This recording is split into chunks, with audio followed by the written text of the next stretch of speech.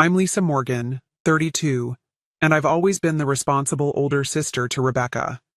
We were inseparable growing up, sharing dreams and secrets. When she got engaged, I was thrilled to be her maid of honor. I invested thousands of dollars, countless hours, and all my heart into planning her perfect day. But family dynamics are complicated, especially with my mother Deborah calling the shots. I never imagined the day she'd look me in the eyes and say those crushing words. If you're watching from somewhere dealing with family drama, drop a comment below, hit like and subscribe, because this story might just give you the strength you need. Growing up as Rebecca's older sister meant I often took on the role of her protector and guide. From teaching her to tie her shoes to helping her navigate high school drama, I was the constant in her life she could always count on. Our mother, Deborah, never tried to hide her favoritism. Rebecca was the golden child with her artistic talents and bubbly personality, while I was the practical one who needed to lighten up. My father Thomas existed in the periphery of our family dynamics, choosing peace over confrontation whenever Mom's behavior crossed lines. As the responsible eldest child, I became the family's problem solver by default. When the roof leaked, I arranged for repairs. When bills piled up, I quietly covered the shortfalls from my savings. This pattern continued into our adult years, with me supporting Rebecca financially through her art history degree when our parents' contributions fell short. My own path led me to become a financial consultant at a prestigious firm in Boston. The irony wasn't lost on me that while I managed multi-million-dollar portfolios for clients, I was still expected to manage my family's finances too. I didn't mind though. Helping Rebecca achieve her dreams gave me genuine joy.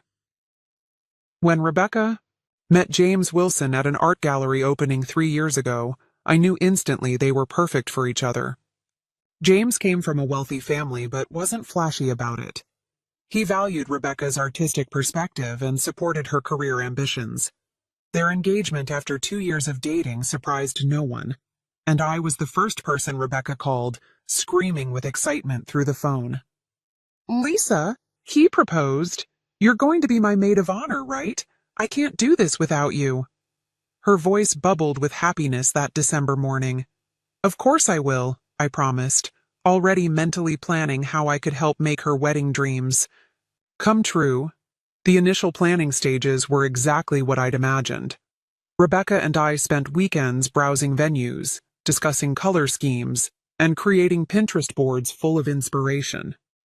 I took detailed notes during every conversation, wanting to ensure her vision became reality. My apartment slowly filled with bridal magazines and fabric swatches. The first sign of trouble came during what should have been a routine family dinner to discuss wedding budgets. Mom arrived with a leather-bound wedding planner I'd never seen before. "I've already put deposits down on the Clayton Hotel," she announced before anyone had even served their salad. "They only had one date available this summer, so I snatched it up." Rebecca looked surprised but pleased. "Mom, that's so generous. But Lisa and I were still comparing venues." "Darling, the Clayton books up a year in advance. We're lucky they had a cancellation." Mom patted Rebecca's hand while shooting me a triumphant glance.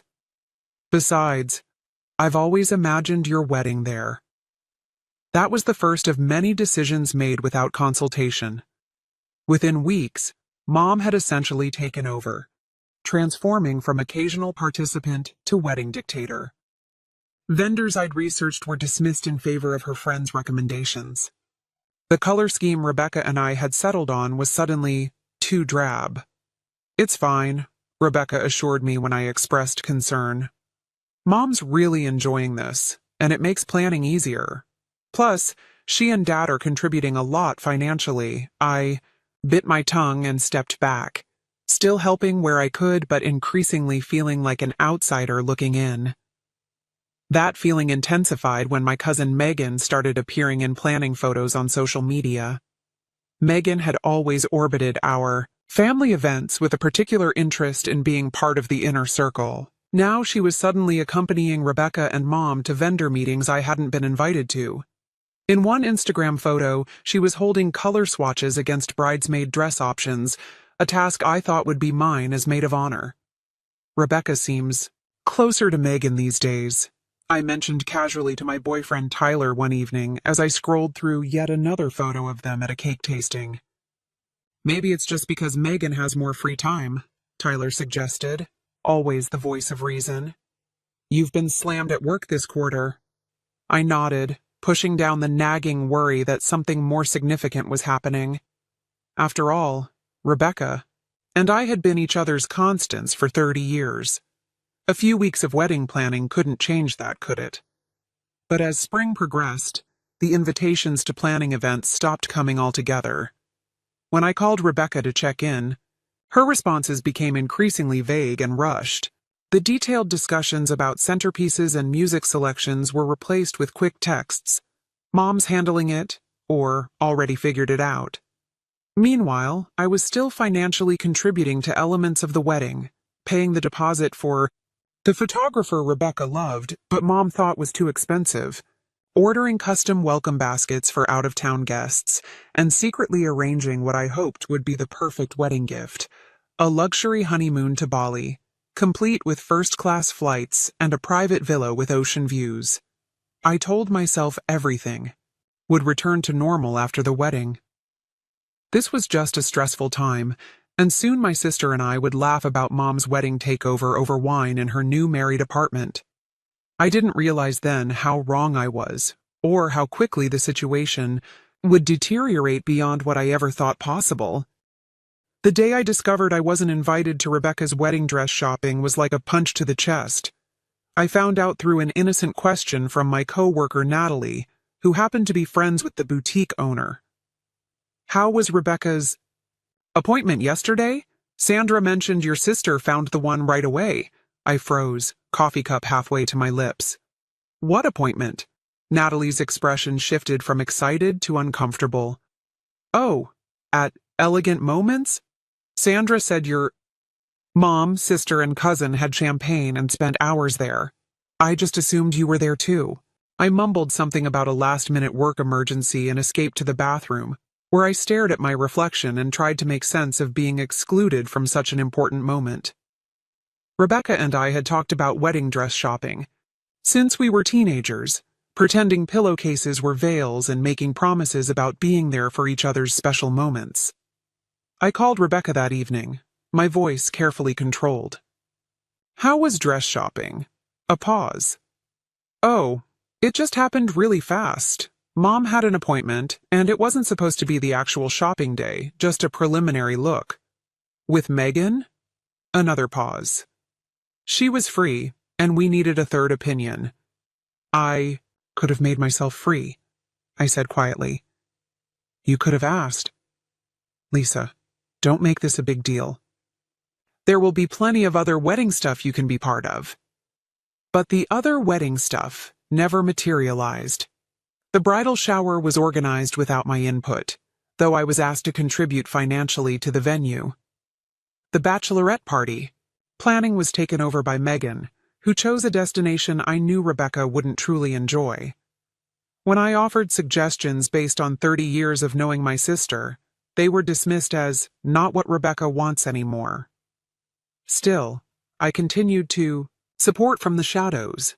I finalized the honeymoon arrangements, spending $8,600 on first-class flights, luxury accommodations, and special experiences I knew the couple would love.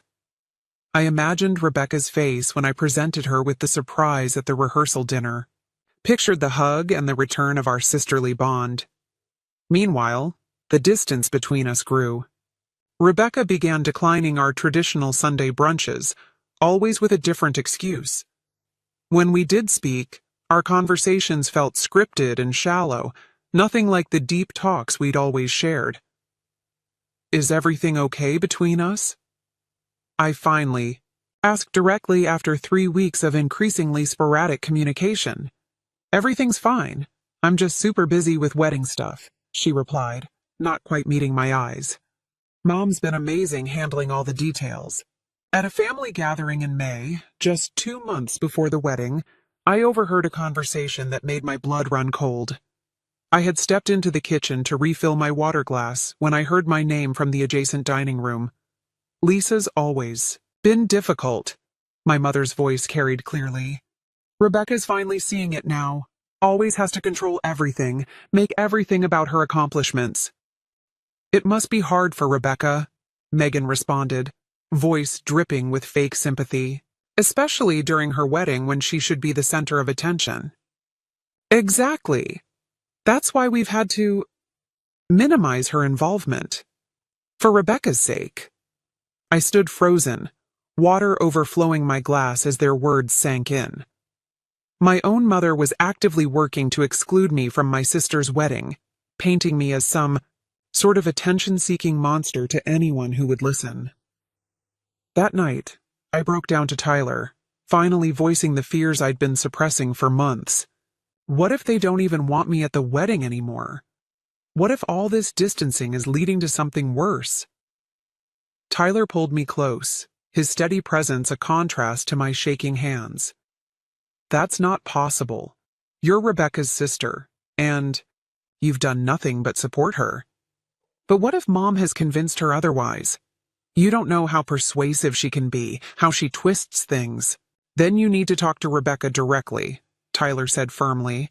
No more guessing, no more hoping it will get better on its own. You need to have a real conversation about what's happening. He was right. The situation had deteriorated too far for passive acceptance. I texted Rebecca the next morning. Need to talk about the wedding and our relationship. Can we meet tomorrow? Her response came hours later. Really busy with wedding stuff. Come to Mom and Dad's on Thursday at 7. We can talk then. Those 5 days were among the longest of my life. I rehearsed what I would say, how I would calmly express my hurt without accusation. I reminded myself that Rebecca might be caught in the middle, pressured by our mother's strong personality. I arrived at our parents' house Thursday evening with a heart full of hope for reconciliation and clarity.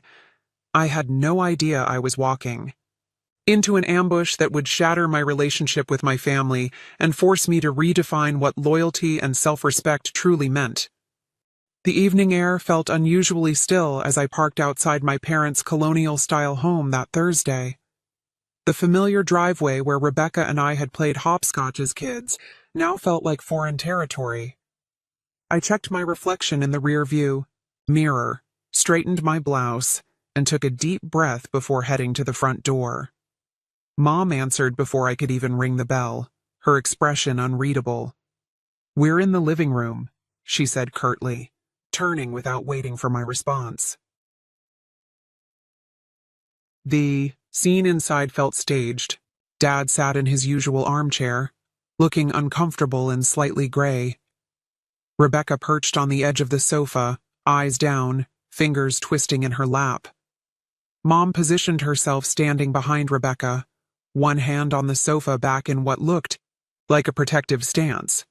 And there, in what had always been my spot during family discussions, sat Megan, looking simultaneously smug and concerned. "What's going on?" I asked, remaining standing when no one offered me a seat.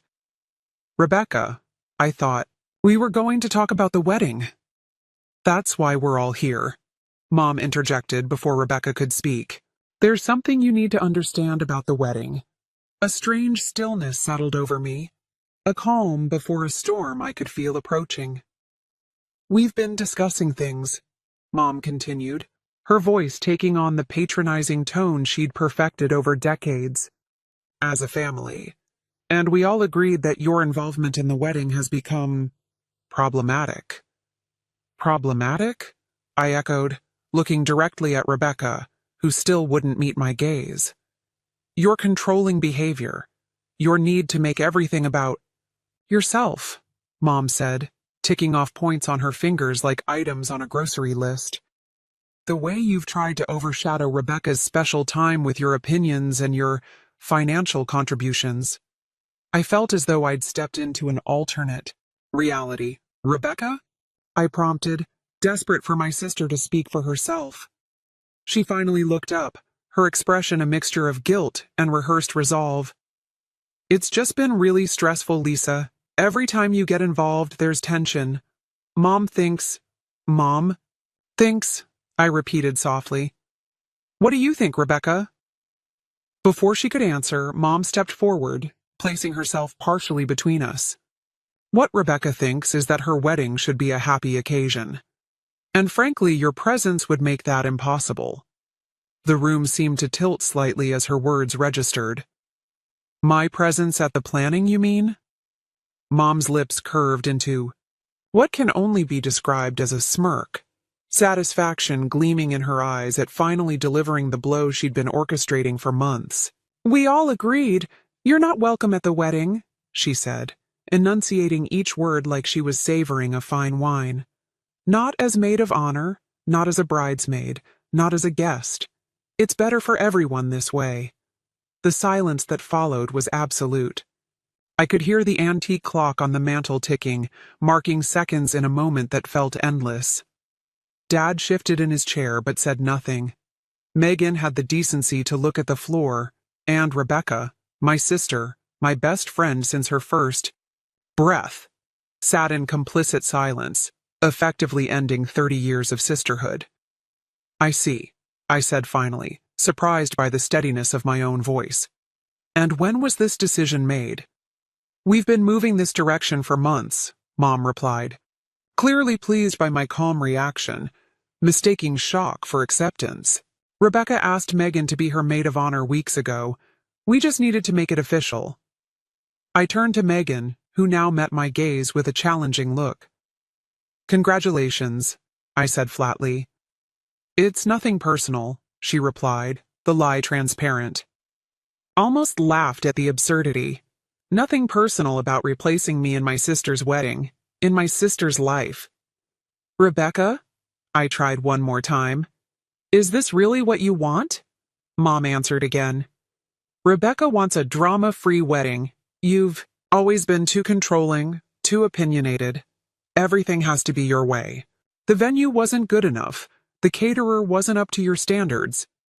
That's not true, and you know it, I interrupted, feeling the first crack in my composed facade. I've supported every decision, even when I wasn't consulted. I've contributed thousands of dollars without being asked. See, there it is, Mom pointed accusingly. Throwing your money in our faces. Using your financial contributions to control the wedding. That's exactly why you can't be there. I looked at my father, silently pleading for him to say something. Anything. He met my eyes briefly, then looked away, his lifelong pattern of avoiding conflict winning out even now.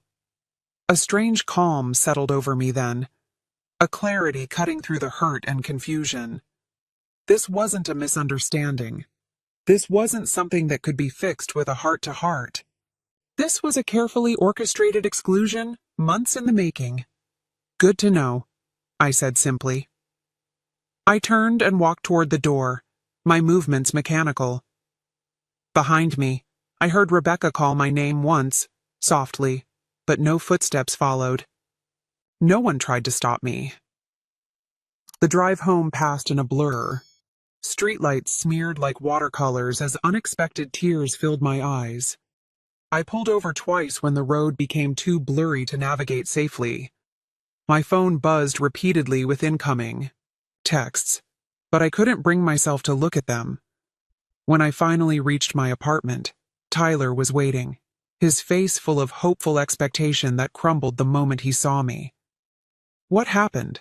He asked, immediately pulling me into a hug. The whole story poured out in disjointed fragments between sobs, the ambush, Mom's cruel smirk, Rebecca's betrayal, Dad's silence, Megan's triumph. They can't do this, Tyler said when I finished, outrage clear in his voice. You're her sister. You've done nothing but support her. Apparently that doesn't matter, I whispered, emotional exhaustion beginning to set in. Mom's been working on this for months, turning Rebecca against me, making me out to be some kind of villain. What are you going to do? Tyler asked, his hand warm against mine. I stared out the window at the city lights below, feeling hollow, yet somehow lighter, as if the worst had happened, and now I could begin to rebuild. I don't know yet, I admitted, but I know I deserve better than this. All of this. What I didn't realize then was that the confrontation that evening wasn't the end of the story. It was merely the setup for what would come next. Both the depths of betrayal and the unexpected path to healing that would follow in the coming days. Sleep eluded me that night. I lay awake replaying the scene at my parents' house, analyzing every word, every look, searching for something I might have misunderstood or misinterpreted. But the memory of my mother's satisfied smirk as she delivered her verdict left no room for ambiguity. By 4 a.m., I'd given up on sleep entirely. Sitting at my kitchen table with a cup of tea growing cold beside me, I began to catalog all I had contributed to Rebecca's wedding. The photographer deposit, $2,500. Custom welcome baskets for out-of-town guests, $1,800. The string quartet I'd arranged as a surprise for the ceremony, $1,200. The list grew longer as I remembered smaller expenses. The vintage hairpin I'd found that matched Rebecca's grandmother's earrings, the calligrapher I'd hired for the place cards after Rebecca mentioned loving hand lettering, and then the honeymoon. The crown jewel of my gifts to my sister and James. First-class flights to Bali, $4,200. The private villa with ocean views, $3,800. The special experiences I'd arranged, private cooking class, sunset cruise, guided trek to hidden waterfalls, $600 all told. I'd contributed over $15,000 to a wedding I was now banned from attending. The first light of dawn was breaking when I made my decision. I opened my laptop and navigated to my banking app. With steady fingers, I transferred the $8,600 honeymoon fund back to my personal account. Next, I logged into the airline and resort websites, methodically canceling each reservation. I sent a brief professional email to the travel agent handling the special experiences, explaining that the plans had changed. My phone had been buzzing intermittently throughout the night with incoming texts and calls, but I hadn't looked at it. Now I checked the notifications. 3 missed calls from Rebecca, 12 from Mom, even one from Dad, which was unusual. There were multiple texts, most from Mom, ranging from defensive, "You're making this all about you again," to accusatory, "After everything we've done for you." Nothing that indicated remorse or reconsideration. I made one last call to my credit card company. "I need to report some unauthorized charges," I explained to the representative. "Family members have been making purchases without my permission." It wasn't entirely accurate, but it wasn't entirely untrue either. I'd never explicitly authorized my mother to use my card information for the additional wedding favors she'd ordered last month, or the upgraded linens she'd insisted upon. By 7 a.m., I'd methodically untangled my financial ties to Rebecca's wedding. I sent a brief email to my boss explaining I needed a personal day, then turned off my phone completely. The sudden silence felt both terrifying and liberating. I spent the morning walking through the public gardens, trying to process the magnitude of what had happened. The betrayal felt physical, an actual ache beneath my ribs that intensified with each breath. Rebecca and I had shared everything for 30 years. Secrets, dreams, sorrows, celebrations. How could she sit silently while Mom banished me from her wedding? How could she replace me with Megan of all people? Around noon, I met my best friend Olivia for lunch. I hadn't planned to tell her everything, but one look at my face and she knew something was catastrophically wrong. "They did what?" she exclaimed when I finished explaining, loud enough that neighboring tables turned to look. "Your own mother said that to your face?" I nodded, pushing salad around my plate without eating. And Rebecca just sat there? Said nothing?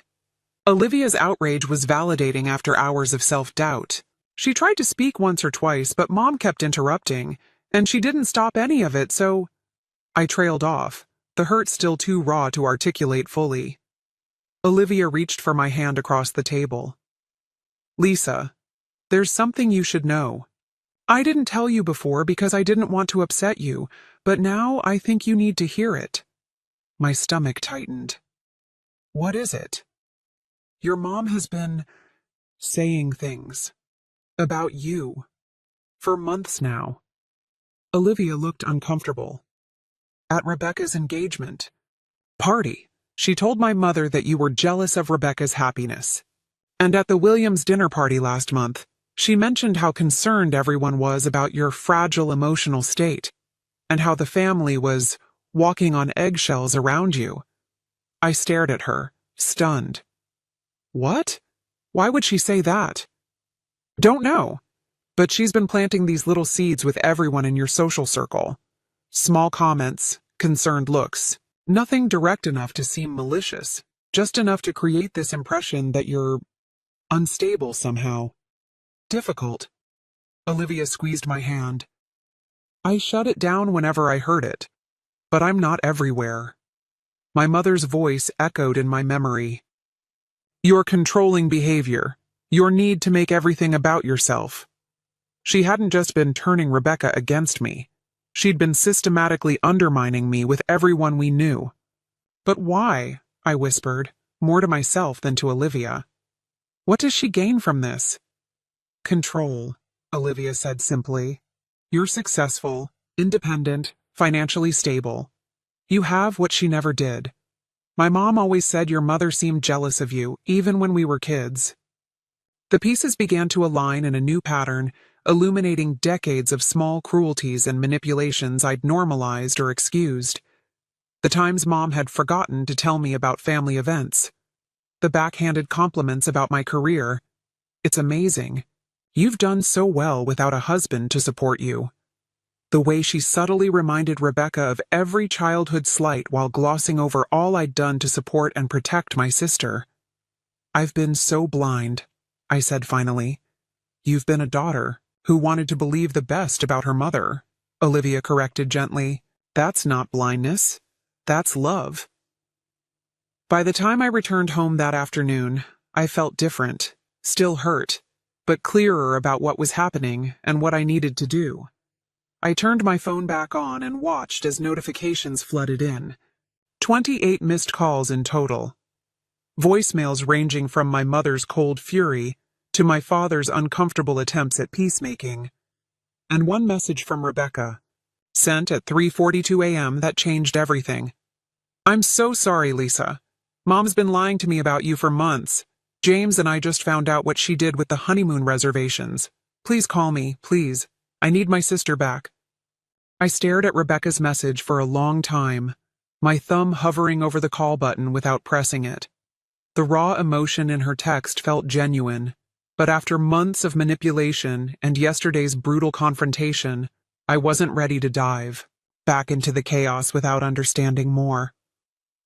The other messages painted a picture of family implosion. Mom's voicemails evolved from righteously indignant, "How dare you cancel the honeymoon after promising it as a gift?" to threatening, "You've left me no choice but to tell everyone about your behavior," to an unconvincing attempt at reconciliation. "We can still fix this if you apologize." Dad's messages were fewer and more subdued. "Your mother is very upset," he said in one, background noise suggesting he was calling from his car to avoid being overheard. "I didn't know about any of this until yesterday. Please call when you can." Other family members had begun weighing in too. My Uncle Robert, always Mom's ally, left a stern lecture about respecting parents. My grandmother asked in her wavering voice if I was feeling all right, clearly having received Mom's version of events. But there were unexpected supporters too. Aunt Catherine, who rarely involved herself in family drama, left a surprisingly forceful message. "I've watched your mother do this before, Lisa. She did the same to me with your father. Call me, we need to talk." I decided to start there, calling my father's sister back first. "Oh, Lisa." Aunt Catherine's warm voice filled the line immediately. "I've been so worried. Are you all right?" "Not really," I admitted. "I don't understand. What's happening, Aunt Cath? Why would Mom do this?" "Because you threaten her," she said simply. "You always have since you were little. So capable, so independent. Deborah needs to be needed to control everything. When that's challenged, she reacts. By turning my sister against me? By banning me from the wedding? It's what she does. Catherine sighed. She did the same to me when I was your age. Your father and I were always close. But when he met Deborah, things changed. She created conflicts that didn't exist. Told your father I'd said terrible things about her. By their wedding, I wasn't welcome either. I sat down heavily, processing this revelation. Dad never told me that. Thomas has always chosen peace over confrontation, especially with your mother. We eventually reconciled, but only years later, and never like before. Her voice softened. But this isn't about old history. This is about stopping the pattern now, before your relationship with Rebecca is permanently damaged. After speaking with Catherine, I called my best friend from college, Andrea, who worked as a therapist.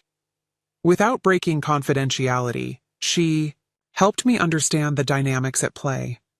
Narcissistic patterns, triangulation, the golden child, scapegoat dynamic that had shaped my relationship with Rebecca since childhood. The most important thing, Andrea emphasized, is protecting your own boundaries while leaving room for Rebecca to find her way back. She's been manipulated too, remember? I was still processing this advice when my phone rang again. James, Rebecca's fiancé. Lisa, he sounded genuinely distressed. Thank God you answered. It's been chaos here. Rebecca's been crying for hours. What happened, James? I kept my voice neutral, not ready to extend trust. We found out what your mother's been doing. The lies she's been telling, the emails she altered. Lisa, Rebecca never knew you were excluded from dress shopping. Your mom told her you couldn't make it, showed her texts from you canceling. What? I never sent any texts. We know that now. Your mother apparently created fake conversations to show Rebecca, making it look like you were too busy or didn't care about wedding activities. His voice hardened. When we confronted her, she admitted to changing the names in the contact list on Rebecca's phone too, rerouting some of your texts to her own phone. The level of deliberate manipulation was staggering.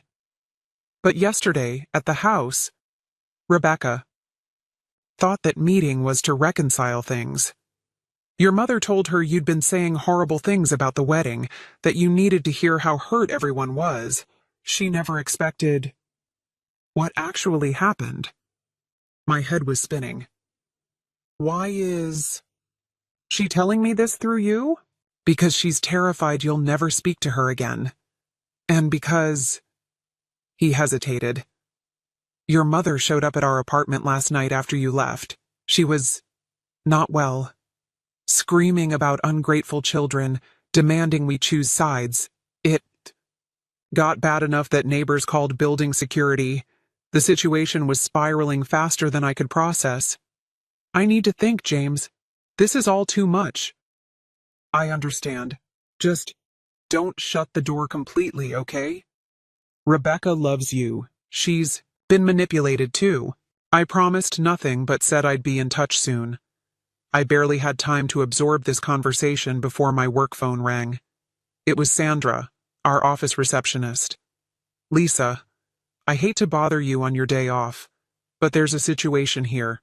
Your mother arrived about 20 minutes ago demanding to see you. When I explained you weren't in, she's causing quite a scene in the lobby. My professional and personal worlds were colliding in the worst possible way. What is she doing exactly?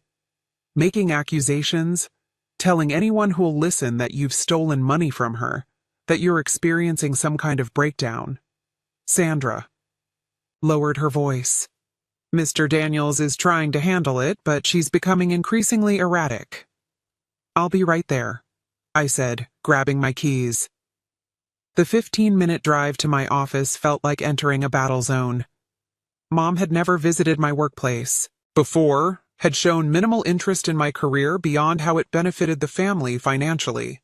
Now she was there, deliberately targeting the professional reputation I'd spent years building. I arrived to find security escorting my mother from the building, her voice carrying across the lobby. "You don't know what she's capable of. She's always been troubled." The embarrassment was acute, burning across my face as colleagues watched the scene unfold. Mr. Daniels, my direct supervisor, approached with concern. "Lisa, take whatever time you need to handle this personal matter," he said quietly. "Your work speaks for itself. No one here is paying attention to unfounded accusations." His support should have been comforting, but the public spectacle left me feeling exposed and violated. This wasn't just about a wedding anymore. Mom was actively trying to destroy the foundations of my life, my reputation, my relationships, my career. As security guided my mother to the parking lot, her eyes locked with mine across the lobby, instead of the remorse or shame one might expect, I saw only cold fury and something worse: satisfaction at having disrupted my carefully ordered world. In that moment, something shifted within me. The hurt child seeking maternal approval disappeared, replaced by a clear-eyed adult who could finally see the pattern of manipulation for what it was. This wasn't love. This wasn't family. This was abuse, and it had gone on long enough. I returned to my apartment and made a decision. It was time to address this situation once and for all, not with emotional reactions, but with calm, irrefutable truth. I would meet with Rebecca, and anyone else involved, to lay out exactly what had happened and establish boundaries that would protect my well-being going forward. Whether those boundaries included attending the wedding, or even maintaining. Contact with my mother remained to be seen.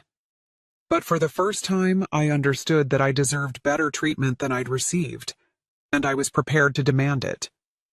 2 days later, I sat at a corner table in a neutral location, a quiet cafe halfway between my apartment and Rebecca's. I'd arrived early to settle my nerves, arranging printed evidence in a folder beside me. Screenshots of original texts that contradicted Mom's fabricated ones, email confirmations of wedding arrangements I'd made, bank statements showing my financial contributions. Rebecca arrived alone, looking smaller somehow, her usual confidence diminished. Dark circles beneath her eyes matched my own. "Thank you for coming," she said softly, sliding into the chair opposite me. "James isn't joining us?" I asked, having expected him after our phone conversation. "He's parking the car. I wanted a few minutes with just you first." Her hands trembled slightly as she arranged her purse beside her. "Lisa, I don't even know where to begin." I waited, giving her space to find her words. This wasn't how I'd pictured our first conversation after the confrontation, but nothing about this situation had followed expected patterns. "I believed her," Rebecca finally said, voice breaking. "All these months, Mom has been showing me texts from you, canceling plans, telling me you thought my wedding choices were tacky, that you were too busy with your important career to be bothered with wedding details." Tears spilled onto her cheeks. I believed her because it was easier than thinking my mother would lie so completely, so deliberately. "She showed you fake texts?" I asked, still struggling to comprehend the extent of the deception. Rebecca nodded, pulling out her phone. "James figured it out. Look at this." She showed me her messaging app, scrolling to conversations with me. Except they weren't my words at all. Messages dismissing wedding plans, complaining about costs, making snide remarks about her choices. All attributed to my number, but written in a voice nothing like mine. Mom had access to my phone. She created a contact with her number but your name. When I thought I was texting you, I was actually texting her. Then she'd respond pretending to be you. Rebecca wiped her eyes. And she deleted real messages from you. I never received half the things you sent me. The methodical nature of the deception was staggering. But what about when we saw each other in person? Surely you could tell something was off. We barely saw each other these past few months. Mom always had an excuse for why you couldn't make it to wedding events. And when we did meet, she was always there, controlling the conversation, interpreting everything you said in the worst possible light afterward. Rebecca looked up as James approached the table. She poisoned everything. James set down 3 coffees before taking a seat beside Rebecca. Lisa, I'm so sorry. I should have seen what was happening sooner. How did you figure it out? I asked. The honeymoon cancellation was the tipping point, James explained. When Rebecca got the notification, she was confused because she didn't even know about the Bali trip. Your mother claimed you had promised this elaborate honeymoon but canceled it vindictively after being rightly excluded from the wedding. But that made no sense, Rebecca interjected. Why would you spend thousands on a honeymoon for us if you were as resentful as Mom claimed? So we started investigating, checking her phone records, comparing timestamps of messages. James continued. Once we started looking for inconsistencies, the whole fabrication fell apart. The final proof came when we found a folder on your mother's tablet. She'd actually been keeping screenshots of fake conversations she created, probably to keep her stories straight. I pushed my folder across the table. I brought my own evidence, bank transfers, original emails, everything. As Rebecca and James reviewed the documents, their expressions shifted from shock to horror to indignation. The contrast between my actual words and actions versus what my mother had portrayed couldn't have been starker. That day, at your parents' house, James said. Rebecca thought we were meeting to clear the air about miscommunications. She had no idea your mother was planning to ban you from the wedding. I froze, Rebecca admitted, shame evident in her voice. When Mom started saying those terrible things, claiming we'd all agreed, I was in shock. By the time I processed what was happening, you were already gone. Her hand reached for mine across the table. Lisa, I never agreed to exclude you from my wedding. Never. You're my sister, my best friend. I can't get married without you there. The validation of my experience brought a rush of emotion I hadn't expected. For months, I'd been gaslit into questioning my own perceptions, my own worth, in my family. We need to talk about Mom, I said, once I could trust my voice again. This isn't normal behavior. This is deliberate, calculated manipulation. It gets worse, James said grimly. After you left that night, Rebecca confronted your mother. The things she said, the venom, it was like watching someone transform into a different person. Rebecca nodded. She admitted to everything, but with no remorse. She said she was protecting me from your negative influence. When I said I wanted you back in the wedding, she threatened to withdraw all financial support and tell everyone in the family I was having a pre-wedding breakdown. Just like what she's been saying about me, I murmured. Exactly, James confirmed. It's a pattern she uses to discredit anyone who challenges her. We spent the next hour mapping out the full extent of my mother's manipulation. The altered texts, the diverted invitations, the rumors spread throughout, our social circle, the financial control. Each revelation built upon the last, creating a comprehensive picture of calculated emotional abuse spanning decades. I've arranged a meeting, I finally said, with Dad, Aunt Catherine, and a few other family members who need to hear the truth. A neutral family intervention of sorts. When? Rebecca asked. Tomorrow evening. Will you come? She nodded without hesitation. Of course. It's time everyone knew the truth. The family meeting the following evening was both difficult and necessary. We gathered in Aunt Catherine's living room, myself, Rebecca, and James, Dad, Aunt Catherine, and Uncle Paul, and our maternal grandmother Martha, who had specifically asked to be included after receiving concerning calls from Mom. I presented the evidence methodically, without emotion. The fake texts, the financial records, the witness accounts of Mom's public behaviors. Catherine shared similar experiences from decades earlier. James described Mom's meltdown at their apartment. Dad sat silent throughout most of the presentation, his face growing increasingly gray as the evidence mounted. When he finally spoke, his voice was barely audible. "I knew some of it," he admitted. "Not the extent, but enough that I should have done something long ago." He looked at me with eyes full of regret. "I chose peace over protecting you." "I'm so sorry, Lisa." Mom arrived last, having been told this was a wedding budget discussion. Her confident entrance faltered when she saw the assembled group and the evidence spread across the coffee table. "What is this?" she demanded, eyes darting between faces. "A chance for truth," I said simply. What followed was both predictable and painful.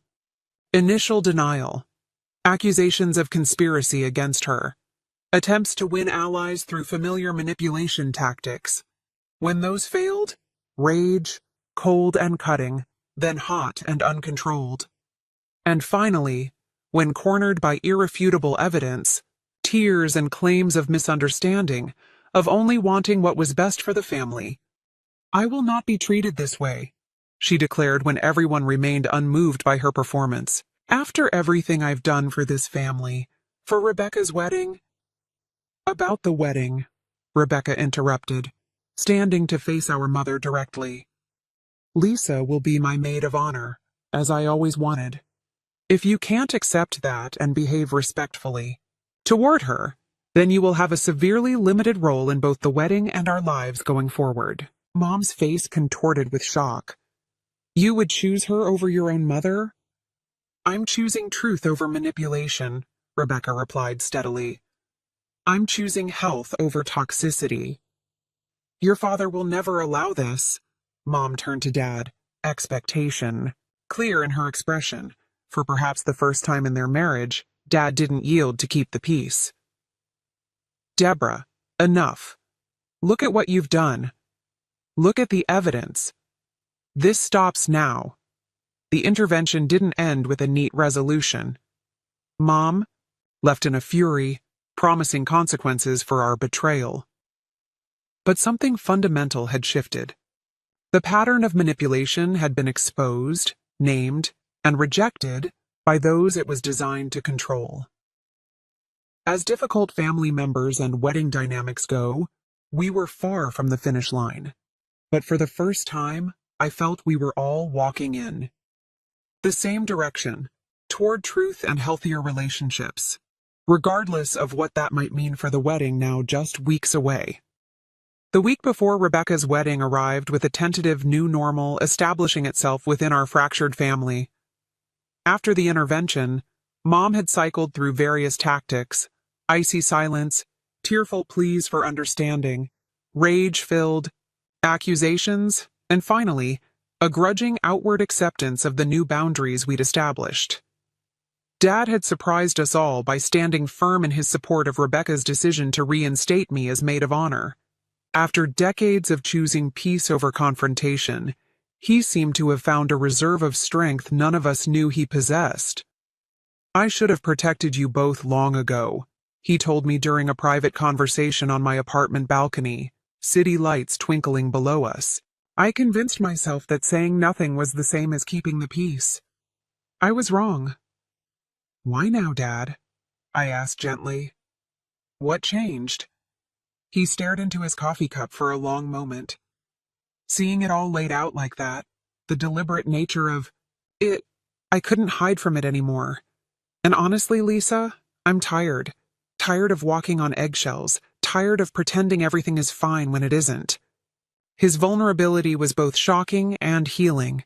This new version of my father, willing to acknowledge hard truths, to apologize, to change, gave me hope that genuine transformation might be possible.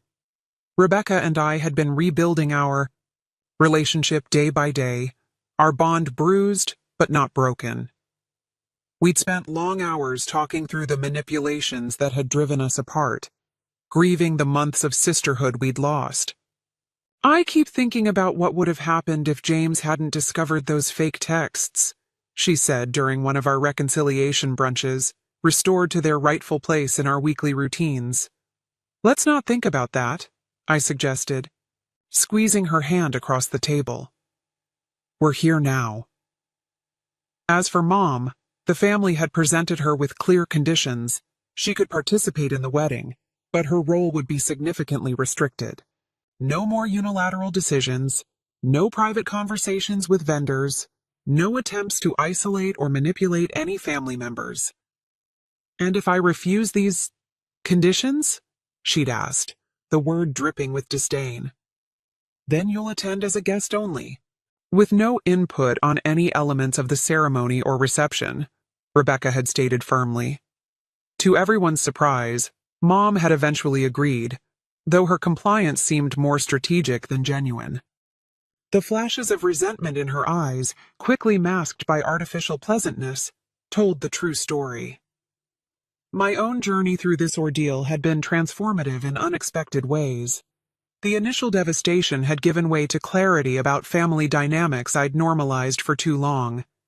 Working with a therapist specializing in family trauma, I'd begun to recognize patterns of enabling and people-pleasing in my own behavior that had made me vulnerable to manipulation. Your worth isn't measured by what you provide to others, Dr. Marshall reminded me during a particularly difficult session. Not financially, not emotionally, not practically.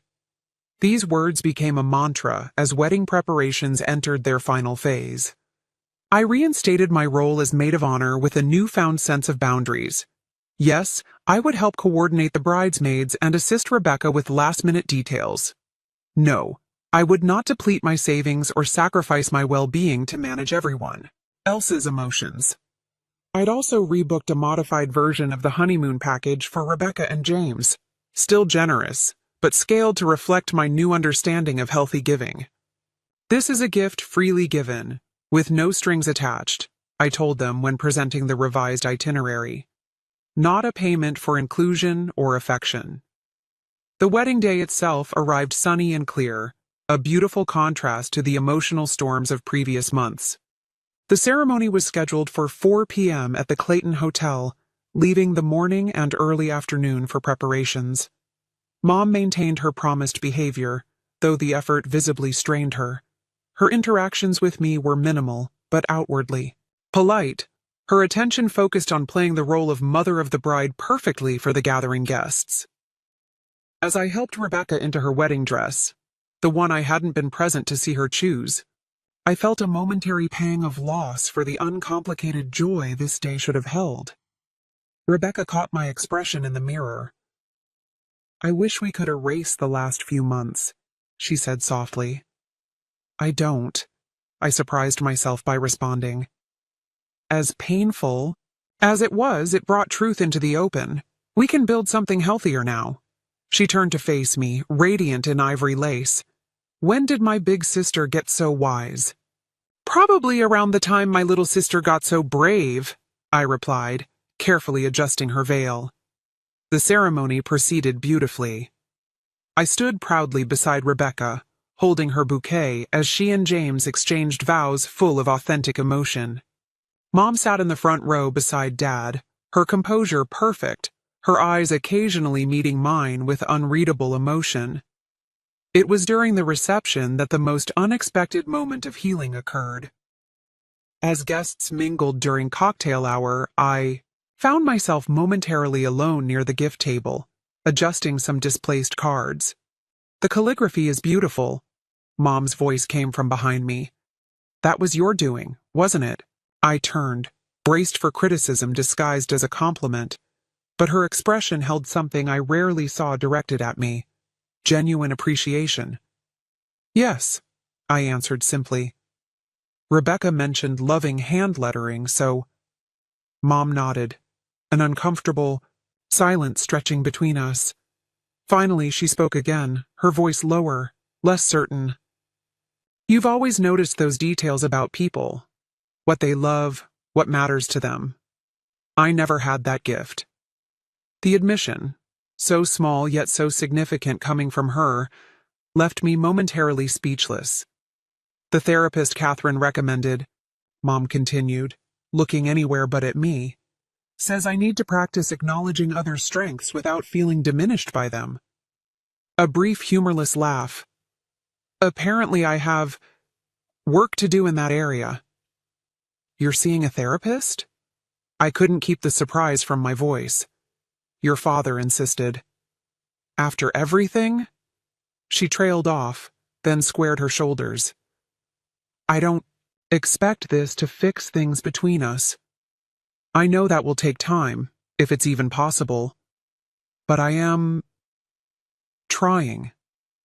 It wasn't an apology. It wasn't a transformation. But it was a tiny crack in the fortress of denial she'd built around herself.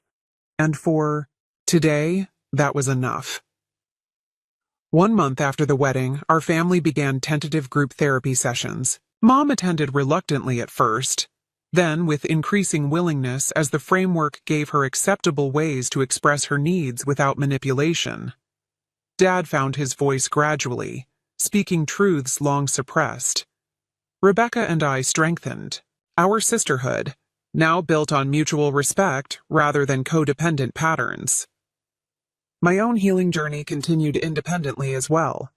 I established clearer boundaries in all relationships, not just with family. I learned to recognize when my helping veered into unhealthy territory, and most importantly, I began to value myself apart from what I could provide or do for others. Tyler had been my rock throughout the entire ordeal, his steadfast support never wavering. 6 months after Rebecca's wedding, during a weekend hike, to our favorite mountain overlook, he proposed. Yes, I said without hesitation. But with one condition. He raised an eyebrow, waiting. Our wedding planning stays between us. Small committee, clear boundaries, no drama.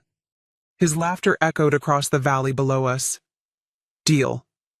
Life continued to evolve in the years that followed. Mom's progress came in fits and starts, some days showing genuine growth, others falling back into old patterns. Dad discovered a newfound confidence that revitalized not just his marriage, but his long-deferred personal interests. Rebecca and James welcomed their first child, making me an aunt to a little girl whose middle name, Lisa, brought tears to my eyes. And I learned perhaps the most valuable lesson of all, that forgiveness doesn't require forgetting, that boundaries aren't barriers to love but foundations for its healthiest expression, and that standing firm in your own worth is not selfish but essential. The journey from that devastating night when my mother said those cruel words, "We all agreed you're not welcome at the wedding," to where I stand now wasn't direct or easy. It required courage to face painful truths, wisdom to distinguish healthy relationships from toxic ones, and strength to demand the respect I deserved. If you're facing similar family challenges or painful exclusions, remember that sometimes the hardest boundaries to set are the ones that ultimately lead to healing. Your worth isn't determined by others' ability to recognize it, and sometimes, when the door to reconciliation seems firmly closed, it's actually the first step toward opening a healthier one. I'd love to hear your thoughts on this story. Have you ever had to stand up to family manipulation or set difficult boundaries with loved ones? How did you find the courage to value yourself when others couldn't see your worth? Drop a comment below, and don't forget to like, subscribe, and share if this story resonated with you. Your support means everything as we navigate these complicated human experiences together. Thank you for listening, and remember, your story matters too.